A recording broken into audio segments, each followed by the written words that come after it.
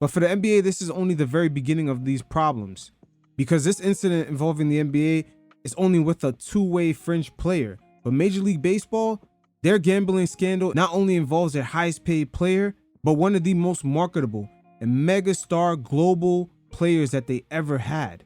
And the global aspect has to be emphasized because the Shohei Ohtani star is integrated into Major League Baseball's international appeal, which means larger viewing audience, larger TV contracts, larger advertisements, and just international recognition, which is something all the professional leagues are chasing. You look at the NFL, now they're going to have games in South America, also in certain parts of Africa. They're looking to expand in the Middle East and Asian markets with some preseason or regular season games. And you see Adam Silver in the NBA year by year put their foot deeper into the whole global aspect and appeal of the game. So for Major League Baseball to have such a prize star get caught up in a scandal like this, him being so integrated into their future plans, in a way they're going to have to find every angle they can to make sure that he doesn't get suspended, because this could have major financial implications, especially for the Dodgers. They're under a very lucrative TV deal, and that $700 million contract that they offered to Ohtani, best believe the international appeal and just him bringing a larger demographic has a lot to do with it.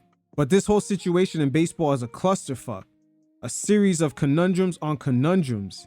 As for those of you who are not in the know, basically an illegal bookie in Southern California got busted by the feds. They found Ohtani's name on a payment receipt, and in the notes it was marked loan. Now, to counteract that, Ohtani's team had his interpreter sit down with Tisha Thompson, who's basically an investigative reporter for ESPN.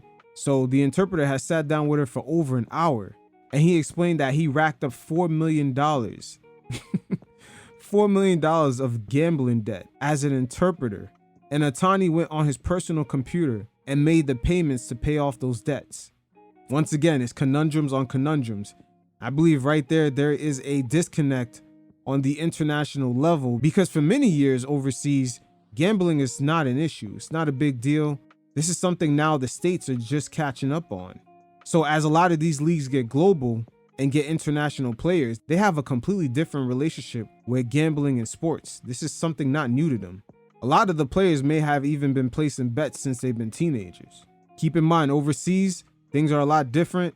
The drinking age is a lot lower. And some of the cultural norms here in the States that we are now catching up to, maybe loosening up the laws against, is really nothing new to the international players and audience. But once again, Ohtani's people made the interpreter available for a full hour interview with Tisha Thompson on ESPN. And before the report was able to get printed or just put out, they were instantly contacted by Ohtani's people, and they completely changed their story, saying that he was robbed of the $4 million and he was a victim of theft. Keep in mind, the interpreter is his best friend. This is where the story gets weird, and it's conundrums on conundrums. And things get further confusing because the MLB and the Players Union, I'm pretty sure they have certain language within their rule book of players actually making payments to gambling companies or just participating with illegal sports books in a certain way, which then would actually put Ohtani in a situation where he could get suspended for a year.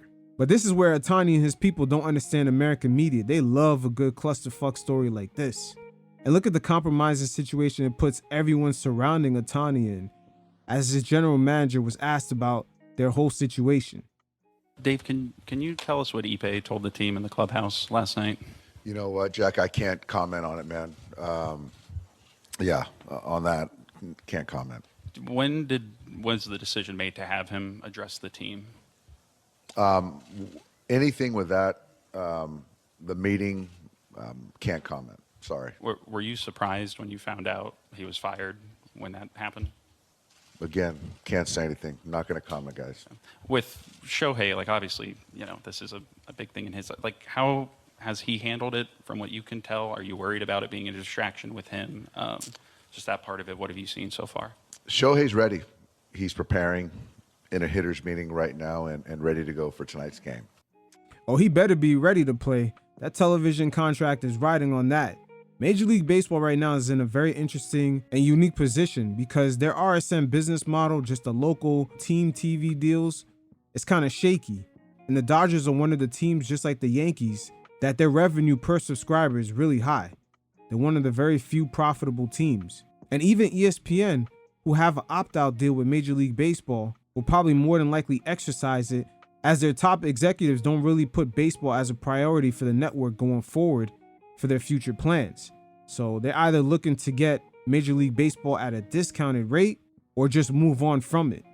So Ohtani is a major piece for MLB to actually position themselves as a valuable piece as the media landscape changes. Even the contract that they gave him was very unique, in which they pay him $2 million for the first 10 years.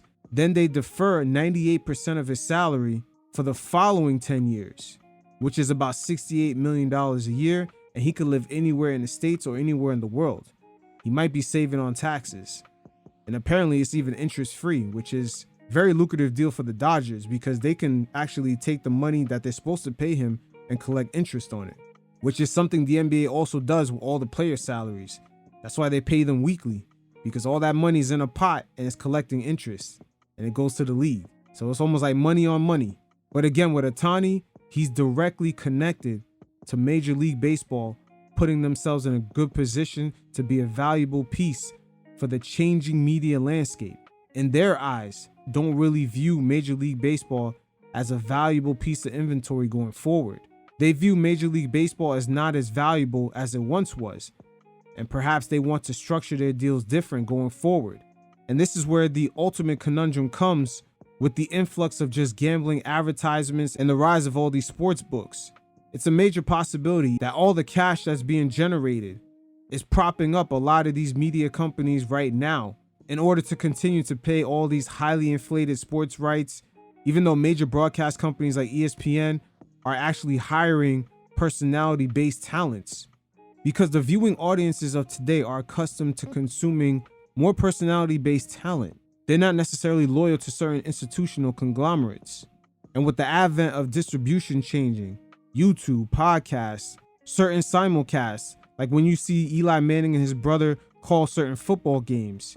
So people who like them too and just like their commentary will tune into that particular broadcast, even though the same game might be on ESPN. So the media landscape is definitely changing. And you see it with the hiring of Pat McAfee. Unlike Stephen A. Smith, this guy's bringing the audience into ESPN, which is a totally different business than what the media landscape has been before in the last 10 to 15 to 20 years. And it's just not sports. You see it in the political/news sphere. Personalities like Don Lemon, Tucker Carlson, all these guys now are venturing out into their own. And Joe Rogan is also a perfect example. And it looks like the biggest sports conglomerate of them all are headed towards that direction. They want to go direct to consumer, so they need great personalities who already have an audience. So in the meantime, while the media landscape changes and all these entities try to figure out how the cash flow and revenue is going to work, the gambling provides sort of a soft cushion and just give them a little more ample time to kind of figure out that whole business model of how this is going to work. And all the sports leagues, they want to continue earning the billions of dollars of revenue. And then when their TV contracts are up, they want to get even more. So some of these leagues are going to have to figure out where do they fit in all this. That's why you see the NBA keep emphasizing, oh, they want to phase out load management. They're looking at how the game is played. Is it entertaining enough? Is there too much scoring? Is there not enough scoring? Same thing for the NFL. They don't want the quarterbacks hurt. They don't want guys getting hit and stars being out. They all care to make their products as entertaining as possible. And even Major League Baseball in the last couple of years have made certain shifts. They got out of that rut of just playing the game the right way, quote unquote. That shit is boring. And eventually their asses are not going to make enough money if they keep having that mindset. But so far in this very present moment right now, the influx of gambling money, once again, for those of you watching the visual version, I'll put up a chart of all the money that was wagered just last year in these states alone. It's almost like they're running a mega sports leagues out of all these states and just gambling alone. That's how much the gambling aspect brings in such an influx of cash. And the money might be worth a headache, but I wonder for how long. Because gambling in this country has always been linked to the underworld. It's always been there, certain subcultures that may not be appealing, aka addiction, loan sharking, organized crime, and even worse, fixing games. And you can even say human nature. Something about the gambling aspect, whether a person has a lot of money, they want to win. They want to get one over. We see Michael Jordan be known to love gambling, and it's not necessarily a money thing.